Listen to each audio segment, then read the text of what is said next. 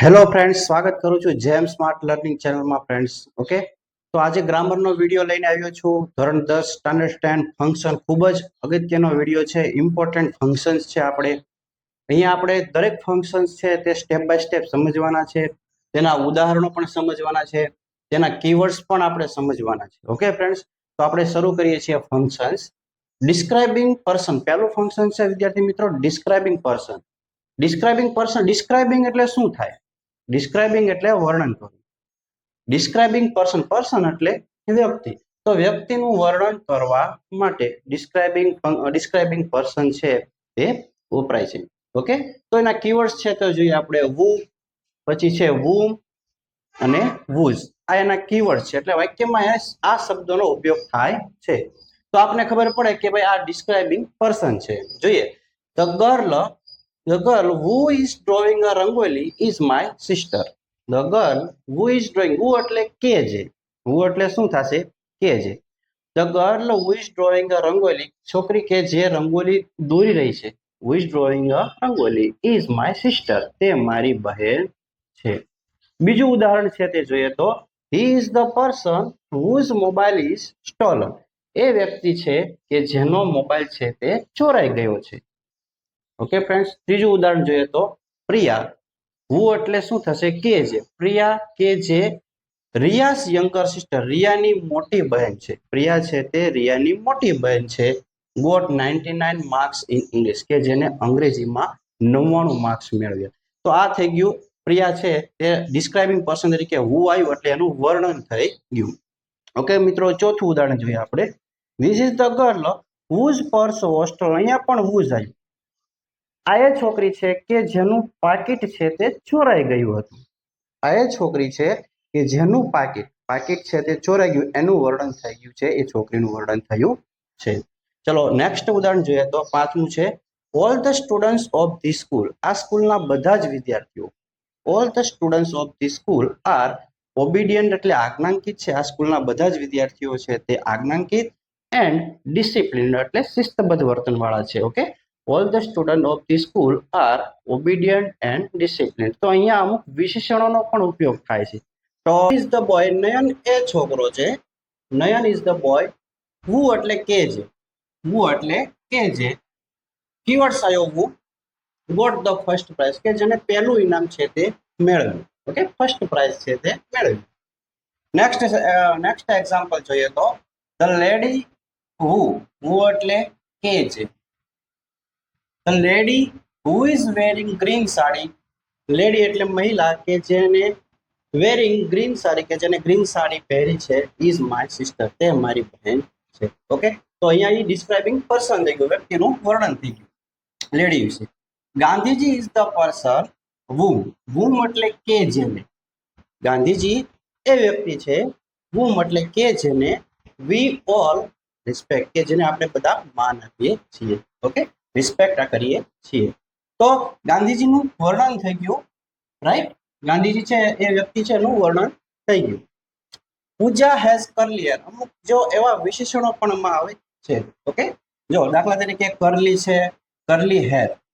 બરાબર, પૂજા has કરલી hair, પૂજાને છે કરલી હેર છે.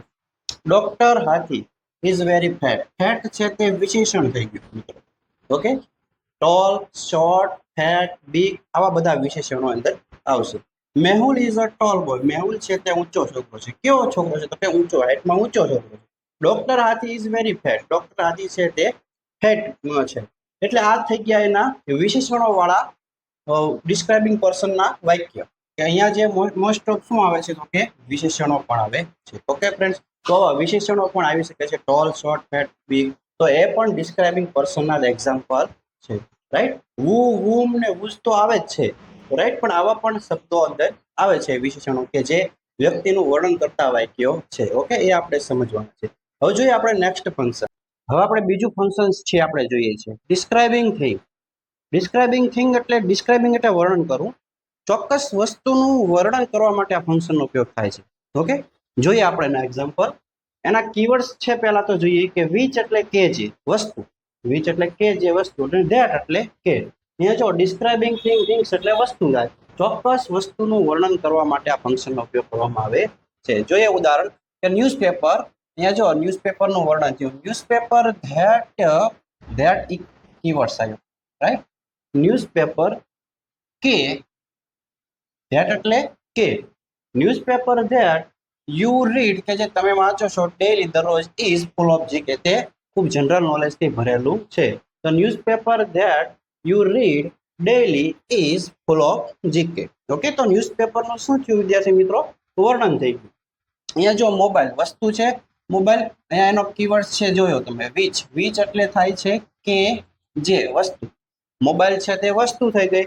તો mobile which I want to buy કે જે મારે જે મોબાઈલ છે તે ખરીદવાની ઈચ્છા છે ઇઝ વેરી કોસ્ટલી, તે ખૂબ જ મોંઘો છે. Okay, the mobile which I want to buy is very costly, right. તો મોબાઈલ છે વસ્તુનું થઈ ગયું વર્ણન. નેક્સ્ટ બુકનું વર્ણન છે. અહીંયા જો ધ બુક વિચ આવ્યું, વિચ છે તે કીવર્ડ છે, રાઈટ. ધ બુક એટલે કે પુસ્તકનું વર્ણન થઈ ગયું. અહીંયા જો the book which you are reading કે જે તમે વાંચો છો is written by Gandhiji, Gandhiji દ્વારા છે તે લખાયેલું પુસ્તક છે કે જે તમે વાંચો છો. વિચ એટલે કે જે, બુકનું વર્ણન થઈ ગયું વિદ્યાર્થી મિત્રો, જો right.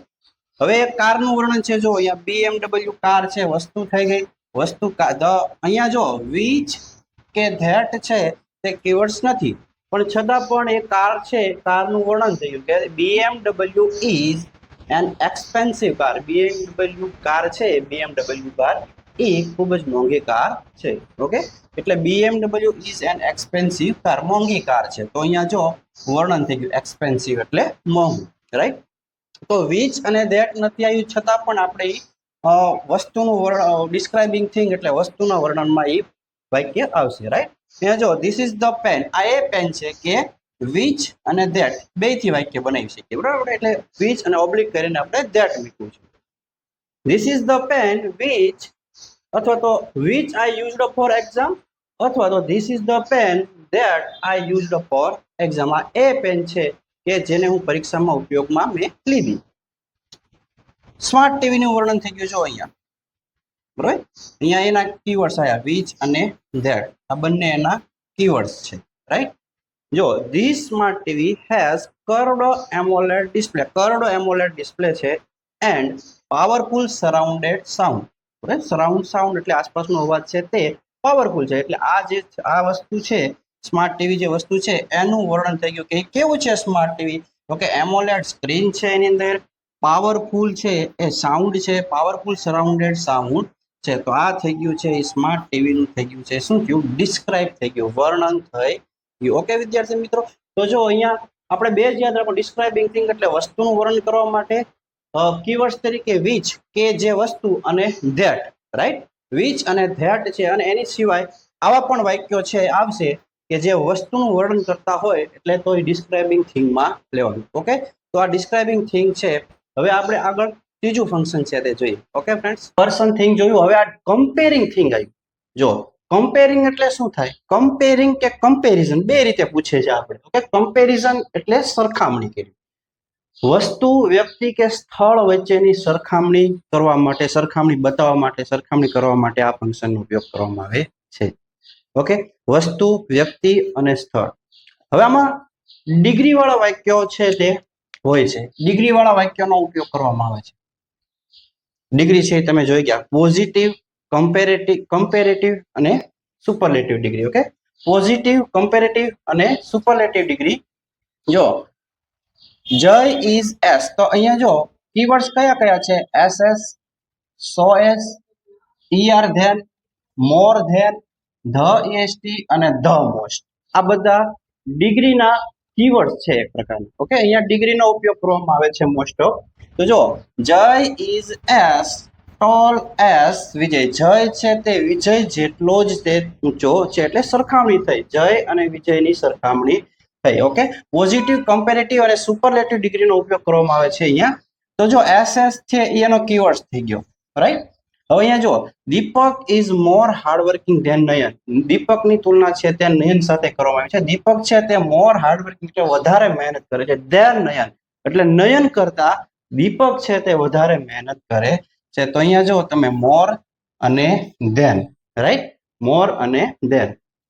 Surat is bigger than Botad, Botad કરતા સુરત વધારે મોટું છે. તો અહીંયા જો ઈઆર ધેન આવ્યું, રાઈટ, ઈઆર ધેન આવ્યું, બિગર ધેન. નેક્સ્ટ છે પ્રિયા ઇઝ ધ આવ્યું અને ઈએસટી પ્રત્યય આવ્યું, જો right. Priya is the cleverest student in the class, ક્લાસમાં આખા ક્લાસની સરખામણીમાં પ્રિયા છે તે સૌથી વધારે હોશિયારમાં હોશિયાર છે તે સ્ટુડન્ટ છે, રાઈટ. તો પ્રિયાની સરખામણી આખા ક્લાસ સાથે કરવામાં આવી, એટલે અહીંયા કમ્પેરિંગ થિંગ એટલે વસ્તુ, વ્યક્તિ કે સ્થળની સરખામણી કરવામાં આવે છે. સુપરલેટિવ ડિગ્રી થઈ ગયું ધ અને ઈએસટી પ્રત્યય આવે છે એટલે સૌથી શ્રેષ્ઠ, સુપરલેટિવ ડિગ્રી થઈ ગયું. હવે અહીંયા જો નો અધર અને વેરી ફ્યુ વાળા વાક્યો હોય છે, તો જો અહીંયા no other, right, no other town in Bhavnagar district, Bhavnagar ડિસ્ટ્રિક્ટમાં, ભાવનગર જિલ્લામાં એકય એવું ટાઉન છે અને નગર છે નહીં, શહેર છે નહીં કે ઇઝ હેવિંગ એસ, જો અહીંયા એસ આવ્યું, S is having much natural beauty, સૌથી વધારે એટલે કે ભાવનગર જિલ્લામાં મચ નેચરલ બ્યુટી એટલે કે કુદરતી સૌંદર્ય છે તે સિહોરમાં છે તે વધારે છે. બીજું એવું કે ભાવનગર ડિસ્ટ્રિક્ટમાં એક એવું ટાઉન છે નહીં જેટલું સિહોરમાં નેચરલ બ્યુટી છે, કુદરતી સૌંદર્ય વધારે છે ત્યાં. ઓકે, શિવ ટેમ્પલ્સ પણ વધારે છે સિહોરમાં. જો નેક્સ્ટ છે making tea is not easier than making lemon juice, lemon juice બનાવવું સાવ સરળ છે ચા કરતા, એવું કહેવા માંગે છે. Making tea is not easier, E R અને ધેન, રાઈટ. તો making tea is not easier than making lemon juice, right. તો આ બધા ફંક્શન્સમાં તમે જુઓ કે ખાસ કરીને ડિગ્રી વાળા વાક્યો હોય છે, વસ્તુ, વ્યક્તિ કે સ્થળ વચ્ચેની સરખામણી કરવામાં આવે છે, ડિગ્રી વાળા વાક્યો હોય છે. આવા બધા કીવર્ડ્સ સૌથી મોસ્ટ ઇમ્પોર્ટન્ટ છે વિદ્યાર્થી મિત્રો કીવર્ડ્સ. કીવર્ડ્સ યાદ રાખશો એટલે તમને મોસ્ટ ઓફ છે તે ફંક્શન્સ યાદ રહી જાય.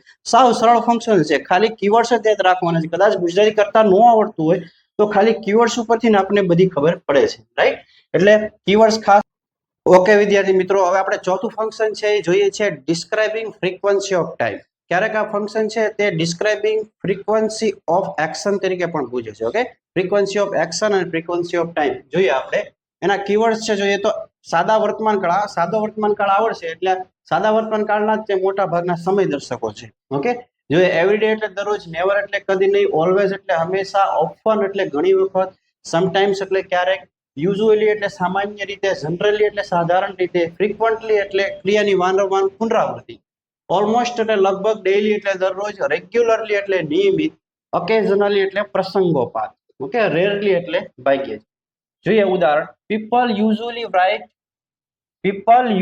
રાઇટ વિથ રાઇટ હેન્ડ, સામાન્ય રીતે લોકો છે તે જમણા હાથે લખતા હોય છે. તો અહીંયા જો યુઝ્યુઅલી શબ્દનો ઉપયોગ કરવામાં આવ્યો છે તો એ કીવર્ડ્સ થઈ ગયો ફ્રીક્વન્સી ઓફ ટાઈમનો. ઓકે, ફ્રીક્વન્સી એટલે શું થાય, ક્રિયાની વારંવાર પુનરાવૃત્તિ.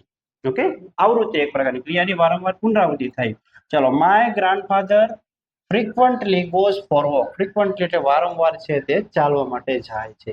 મીનાક્ષી રેરલી, રેરલી શબ્દ આવ્યો અહીંયા જો, Meenakshi rarely sleeps at noon, બપોરે મીનાક્ષી છે તે ભાગ્યે જ સૂવે છે. ઓકે, હી ઓલમોસ્ટ, ઓલમોસ્ટ એટલે લગભગ. Okay, he almost work still last night, તે લાસ્ટ નાઇટ સુધી ઓલમોસ્ટ લગભગ કામ કરે છે. Our teacher mister Sharma, our teacher mister Sharma is always શબ્દ આવ્યો અહીંયા ઓલવેઝ શબ્દ આવ્યો. ઓલવેઝ એટલે હંમેશા, always first to arrive at school. Our teacher mister Sharma is always first to arrive at school. Okay, ચાલો, ઓલવેઝ શબ્દ આવ્યો, હંમેશા અમારા ટીચર મિસ્ટર શર્મા છે તે સ્કૂલે પહેલા આવે છે. નેહા, ઓલવેઝ શબ્દ પાછો અહીંયા આવ્યો, હંમેશા, always shares everything with her mummy. Sometimes આવ્યો શબ્દ અહીંયા, સમટાઈમ્સ એટલે ક્યારેક, સમટાઈમ પરિતા વિઝિટ્સ હર અંકલ્સ હાઉસ, ક્યારેક પરિતા છે તેના અંકલ્સના ઘરની મુલાકાત છે તે લે છે. અહીંયા જો ઓકેઝનલી શબ્દ આવ્યો, ઓકેઝનલી એટલે પ્રસંગને અનુરૂપ, પ્રસંગોપાત. ઓકે, ચાલો, હી ઓકેઝનલી વિઝિટ્સ લાઇબ્રેરી, તે પ્રસંગોપાત છે તે લાઇબ્રેરીની મુલાકાત લે છે.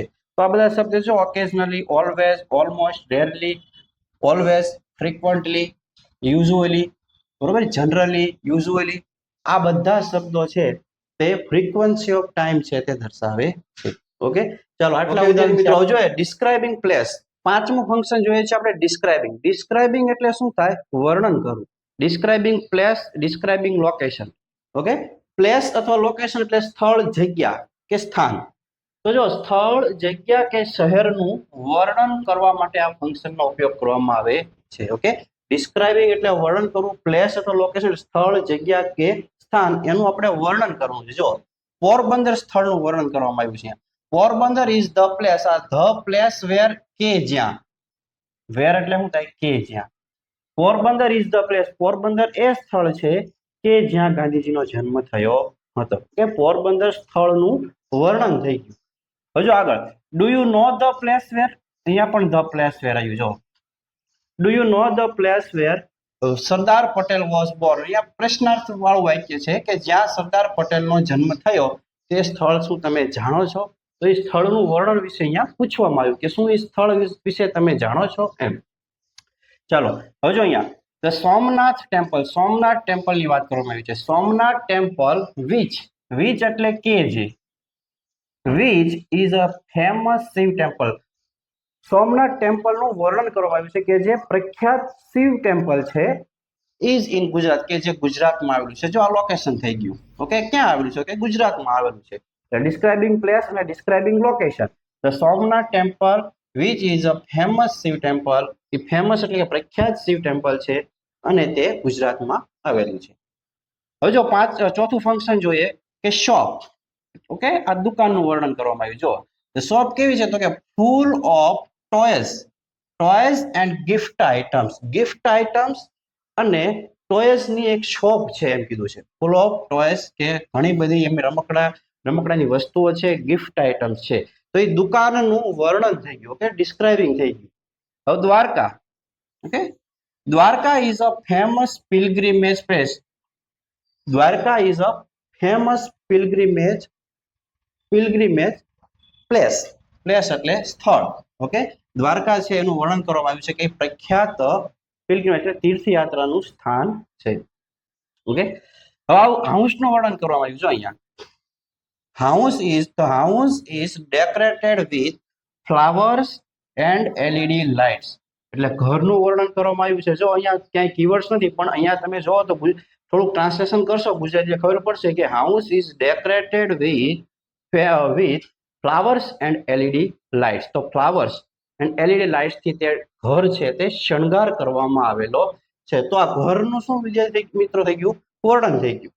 તો લાલ કિલ્લાનું વાત થઈ. Okay, Lal Qila which is a famous monument. Monument એટલે સ્મારક. લાલ કિલ્લા છે કે જે ફેમસ એટલે પ્રખ્યાત સ્મારક છે કે જે દિલ્હીમાં આવેલું છે. ઓકે, લોકેશન થઈ ગયું ઇન દિલ્હી. અને લાલ કિલ્લા છે ડિસ્ક્રાઇબિંગ લોકેશન તરીકે વર્ણન થઈ ગયું. ઓકે, ડિસ્ક્રાઇબિંગ પ્લેસ કહો કે ડિસ્ક્રાઇબિંગ લોકેશન કહો, બંને એક. ડિસ્ક્રાઇબિંગ એટલે ટૂંકમાં વિદ્યાર્થી મિત્રો શું થશે? વર્ણન કરવું. એટલે લાલ કિલ્લાનું વર્ણન થઈ ગયું કે પ્રખ્યાત મોન્યુમેન્ટ છે, પ્રખ્યાત સ્મારક છે અને તે દિલ્હીમાં છે. ઓકે વિદ્યાર્થી મિત્રો, લાલ કિલ્લા, દ્વારકા, શોપ, સોમનાથ ટેમ્પલ, પોરબંદર આ બધા સ્થળોનું શું થઈ ગયું વિદ્યાર્થી મિત્રો? વર્ણન થઈ ગયું. પંચગીની છે, અહીંયા પંચગીની હિલ સ્ટેશનની વાત કરવામાં આવી છે. પંચગીની ઇઝ ધ પ્લેસ વેર. અહીંયા પણ ધ પ્લેસ વેર આવ્યું. Okay, Panchgani is the place wear we went for picnic. અમે પિકનિક માટે ગયા હતા. Okay, Panchgani is the place wear we went for the picnic. અમે પિકનિક માટે ગયા. એ પંચગીની સ્થળનું વર્ણન કરવામાં આવ્યું છે. ઓકે વિદ્યાર્થી મિત્રો, હવે આપણે જોઈએ. ઓકે વિદ્યાર્થી મિત્રો, હવે જો ડિસ્ક્રાઇબિંગ પ્લેસ સ્થળ કે જગ્યાનું વર્ણન આપણે થોડા વધારે ઉદાહરણ જોઈએ. જો સાબરમતી આશ્રમ. સાબરમતી આશ્રમનું વર્ણન કરવામાં આવ્યું. સાબરમતી આશ્રમ ઇઝ અ હિસ્ટોરિકલ પ્લેસ. ઐતિહાસિક સ્થળ છે. ઓકે, સાબરમતી આશ્રમ ઐતિહાસિક સ્થાન છે. ફ્રોમ વેર કે જ્યાંથી ગાંધીજીએ દાંડી માર્ચની શરૂઆત કરી હતી. Okay, from where Gandhiji started Dandi March. તો આ સાબરમતી આશ્રમનું છે તે વર્ણન થઈ ગયું. Okay, this is the house. આ ઘરનું વર્ણન કરવામાં આવ્યું. ધીસ ઇઝ ધ હાઉસ વેર આઈ લીવડ. કે જ્યાં હું રહું છું. તો એ ઘરનું વર્ણન થયું. જયપુરનું વર્ણન કરવામાં આવ્યું છે. જો જયપુર કે જે is called a pink city. એને પિંક સિટી તરીકે ઓળખવામાં આવે છે. Jaipur is the capital of Rajasthan. કે રાજસ્થાનની રાજધાની છે જયપુર. તો આ જયપુરનું વર્ણન કરવામાં આવ્યું કે પિંક સિટી છે અને કેપિટલ ઓફ રાજસ્થાન એટલે કે રાજસ્થાનની રાજધાની છે. ઓકે વિદ્યાર્થી મિત્રો, જો રાયગઢની વાત વર્ણન કરવામાં આવ્યું છે કે Raigad is the strongest fort. Fort એટલે કિલ્લો. રાયગઢ છે તે સ્ટ્રોંગેસ્ટ એટલે કે મજબૂત કિલ્લો છે કે જે અહીંયા રાયગઢનું વર્ણન કરવામાં આવ્યું કે જે which was built by Shivaji Maharaj. Shivaji મહારાજે બંધાવેલો હતો. ઓકે, રાયગઢ કિલ્લો છે એનું વર્ણન કર્યું કે સ્ટ્રોંગેસ્ટ ફોર્ટ છે અને which was built by Shivaji. Okay, તો અહીંયા જો ડિસ્ક્રાઇબિંગ પ્લેસ, ડિસ્ક્રાઇબિંગ લોકેશન નું આપણે આ ફંક્શન છે તે પૂરું કર્યું. હવે આપણે નેક્સ્ટ ફંક્શન જોઈએ. ચાલો વિદ્યાર્થી મિત્રો, આજે આની પહેલા આપણે આની પહેલા આપણે ફંક્શન જોયું હતું ડિસ્ક્રાઇબિંગ પ્લેસ, સ્થળ, જગ્યા કે શહેરનું વર્ણન કરવું. ડિસ્ક્રાઇબિંગ પ્લેસ લોકેશનમાં આપણે શું જોયું? સ્થળ, જગ્યા કે શહેરનું વર્ણન કરવું. હવે આ ફંક્શનમાં શું આવે છે વિદ્યાર્થીઓ? સ્પેસિફાઈ. સ્પેસિફાઈંગ એટલે ચોક્કસ અને લોકેશન એટલે સ્થાન. અહીંયા વ્યક્તિ, વસ્તુ કઈ જગ્યાએ આવેલી છે તેનું સ્થાન છે તે દર્શાવવાનું છે. સ્થળ ક્યાં આવેલું છે, વ્યક્તિ, વસ્તુનું સ્થાન આપણે દર્શાવવાનું છે. તો એ ફંક્શનને કહેવાય છે સ્પેસિફાઈંગ લોકેશન એટલે ચોક્કસ જગ્યા. ઓકે ફ્રેન્ડ્સ, ચોક્કસ જગ્યા. હવે એના કીવર્ડ્સ કયા કયા છે? જો situated at, located at, in, on, under, near, behind, there, આ બધા પ્રિપોઝિશન્સ. ઓકે, ચાલો. ટીચર, પેલું ફર્સ્ટ એક્ઝામ્પલ છે. જો ધ ટીચર સ્ટુડ, શિક્ષક છે ઉભા, ઇન ફ્રન્ટ ઓફ, એનો કીવર્ડ્સ આવી ગયો. જો વિદ્યાર્થી મિત્રો, ઇન ફ્રન્ટ ઓફ એટલે ની સામે, ટેબલની સામે, એનું જગ્યા થઈ ગઈ. શિક્ષક છે તે ટેબલની સામે ઉભા. ઓકે વિદ્યાર્થી મિત્રો, શિક્ષક છે ટેબલની સામે ઉભા એટલે એનું થઈ ગયું લોકેશન. ટીચરનું શું થયું? લોકેશન, કે કઈ જગ્યાએ ઉભા છે. ચલો, બાળકોનું વર્ણન. બાળકોનું છે અહીંયા જો તો children are playing near the tree, વૃક્ષની નીચે, વૃક્ષની નજીક, સોરી, વૃક્ષની નિયર એટલે નજીક. ઓકે, આ એનો પ્રિપોઝિશન નો કીવર્ડ થઈ ગયો કે બાળકો છે તે વૃક્ષની નજીક છે તે રમી રહ્યા છે. ઓકે, ચલો. He is waiting at the bus stop, આ એનું સ્થળ થઈ ગયું. જો તે છે તે વેઇટિંગ એટલે રાહ જોઈ રહ્યું છે. બસ સ્ટોપ ફોર હિઝ ફ્રેન્ડ, તેના મિત્રની રાહ જોઈ રહ્યો છે. એટ પ્રેઝન્ટ, હાલમાં તે વ્યક્તિ છે તે રાહ જોઈ રહ્યો છે બસ સ્ટોપમાં તેના મિત્રની. ઓકે, તો આ થઈ ગયું એટ ધ બસ સ્ટોપ. ઈ સ્થળ છે તે ઈ ક્યાં, હી છે, હી એટલે ટૂંકમાં તે ક્યાં છે એની રાહ જોઈ રહ્યો છે? તો કે at the bus stop for his friend. Okay, હાલમાં છે તે ક્યાં રાહ જોઈ રહ્યો છે? તો કે બસ સ્ટોપ પાસે અથવા તો બસ સ્ટોપ. ધ શોપ, જો અહીંયા વિદ્યાર્થી ધ શોપ નું વાત કરવામાં આવી છે. The shop is located, shop છે તે ક્યાં છે? Is located near the post office, post office નજીક છે. અહીંયા આ કીવર્ડ્સ ખાસ યાદ રાખજો, સિચ્યુએટેડ એટ અને located at. Okay, the shop is located near the post office at CG road. દુકાન ક્યાં આવેલી છે? તો કે સીજી રોડ, પોસ્ટ ઓફિસ નજીક સીજી રોડ માં તે દુકાન આવેલી છે. Okay, at CG road near the post office, ત્યાં એની નજીક છે તે આ શોપ આવેલી છે. એટલે સ્થળ, વસ્તુ ક્યાં છે એ સ્થાન દર્શાવવાનું હોય છે. જો અહીંયા જો mount Abu, mount Abu is a hill station situated, ક્યાં આવેલું છે માઉન્ટ આબુ? તો કે is in Rajasthan. Mount Abu is a hill station situated, આવેલું છે તે રાજસ્થાનમાં આવેલું છે. એટલે માઉન્ટ આબુનું લોકેશન દર્શાવ્યું છે. માઉન્ટ આબુ છે સ્થળ છે ક્યાં આવેલું છે? તો કે રાજસ્થાનમાં આવેલું છે. અહીંયા જો સિચ્યુએટેડ કીવર્ડ થઈ ગયો. The house, the house is situated, પાછું સિચ્યુએટેડ જસ્ટ ઓપોઝિટ, ઓપોઝિટ એટલે ની સામે. ધ લાઇબ્રેરી, આ એનો કીવર્ડ થઈ ગયો ઓપોઝિટ, પ્રિપોઝિશન થઈ ગયો એટ બોટાદ. ઓકે વિદ્યાર્થી મિત્રો, the house is situated just opposite the library at Botad. તો એ એનું સ્થાન છે. સ્થાન ક્યાં છે? તો કે જસ્ટ ઓપોઝિટ ધ લાઇબ્રેરી, લાઇબ્રેરીની સામે છે એ હાઉસ છે. તો હાઉસનું સ્થાન ક્યાં છે? તો કે લાઇબ્રેરીની સામે. મીના ઇઝ સ્ટેન્ડિંગ, ઊભી છે, બિહાઇન્ડ, બિહાઇન્ડ એટલે પાછળ, ધ ટ્રી, વૃક્ષની પાછળ ઊભી છે. એટલે એ થઈ ગયું સ્પેસિફાઈંગ, ચોક્કસ સ્થાન થઈ ગયું. ક્યાં છે ઊભી છે મીના? તો કે વૃક્ષની બિહાઇન્ડ એટલે પાછળ ઊભી છે. જય ઇઝ ઇન હિઝ ઓફિસ, જય ક્યાં છે? તો કે જો અહીંયા ઇન એટલે માં અથવા અંદર, અથવા તો જય છે તે ઓફિસમાં છે, ઓફિસની અંદર છે. એટલે જયનું સ્થાન ક્યાં છે? તો કે ઇન હિઝ ઓફિસ. જય છે એનું લોકેશન દર્શાવ્યું છે, ક્યાં છે તો કે એની ઓફિસમાં છે. એટલે સ્થળ જગ્યા છે, વ્યક્તિ સ્થળ જગ્યા એનું સ્થાન ક્યાં આવેલું છે તે આપણે સ્પેસિફાઈંગ લોકેશન, ચોક્કસ સ્થાન, વ્યક્તિનું ચોક્કસ સ્થાન છે આમાં દર્શાવવામાં આવે છે. આ ખાસ કરીને in, on, under, near, behind આ પ્રિપોઝિશન અને સિચ્યુએટેડ એટ અને લોકેટેડ આટલા કીવર્ડ્સ યાદ રાખશો એટલે આ બંને ફંક્શનમાં કન્ફ્યુઝન રહેશે નહીં. ઓકે વિદ્યાર્થી મિત્રો, નેક્સ્ટ ફંક્શન. ઓકે વિદ્યાર્થી મિત્રો, હવે આપણે જોઈએ સ્પેસિફાઈંગ ટાઈમ. સ્પેસિફાઈંગ એટલે ચોક્કસ અને ટાઈમ એટલે સમય. તો જો યસ્ટરડે એટલે ગઈકાલે, ટુમોરો એટલે આવતીકાલે, at 9 PM, at noon, in the morning, in the afternoon, in the evening. Since for, આ સિન્સ ફોર નો ઉપયોગ પણ આપણે જોઈશું. સિન્સ પ્લસ ટાઈમ આપેલો હોય તો પોઈન્ટ ઓફ ટાઈમ મોટા ભાગે, સિન્સ પ્લસ ટાઈમ હોય તો પોઈન્ટ ઓફ ટાઈમ આવે અને ફોર પ્લસ સમય હોય તો ડ્યુરેશન ઓફ ટાઈમ ફંક્શનમાં આવે. પણ એ બે ઓપ્શન ન હોય તો આપણે સ્પેસિફાઈંગ ટાઈમ છે તે લખવું. Okay, on July 10 in summer, આ રીતે. હવે જો the school bell will ring at 10 AM. School bell છે તે 10 વાગે વાગશે. We will go to mount Abu in July.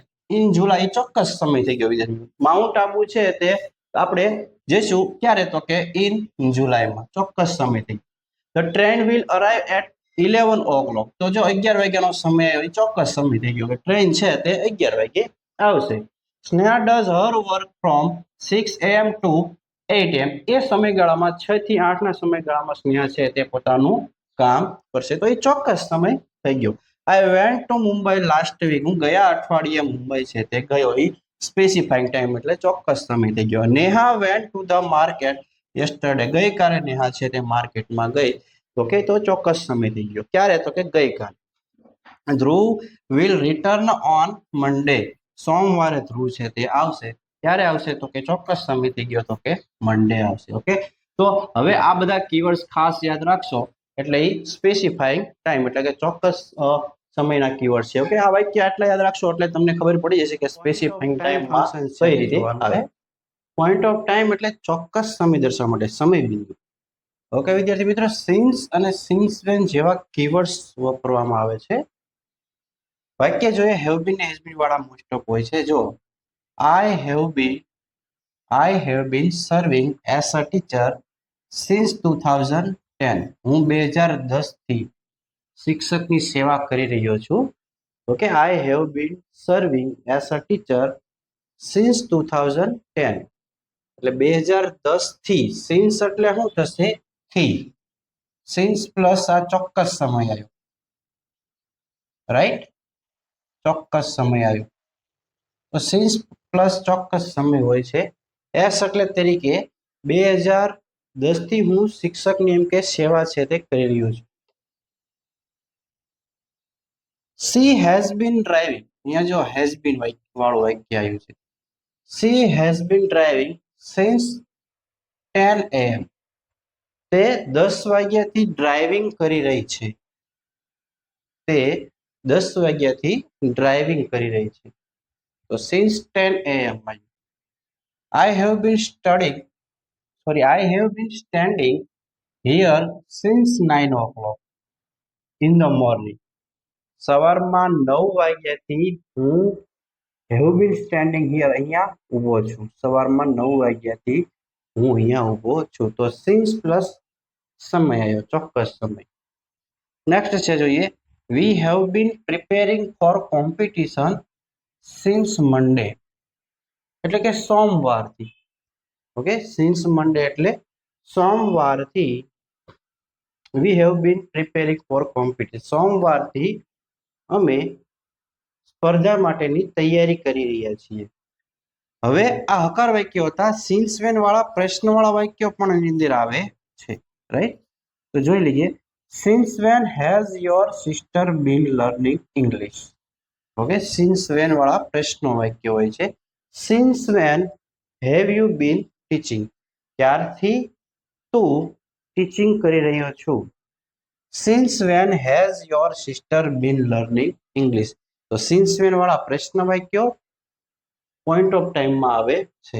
Okay, પ્રશ્ન વાક્ય પૂછાય તો અને બાકી આવા વાક્ય પૂછાય છે સિન્સ પ્લસ ચોક્કસ સમય, ટૂંકમાં સિન્સ એટલેથી સિન્સ પ્લસ ચોક્કસ સમય હોય એટલે પોઈન્ટ ઓફ ટાઈમ વાળું ફંક્શન થશે. ઓકે, હવે આપણે નેક્સ્ટ ફંક્શન ડ્યુરેશન એટલે સમયગાળો. ડ્યુરેશન ઓફ ટાઈમ એટલે ફોર પ્લસ સમયગાળો આવશે. ઓકે, ડ્યુરેશન ઓફ ટાઈમ એટલે સમયગાળો. કીવર્ડ્સ છે એનો ફોર.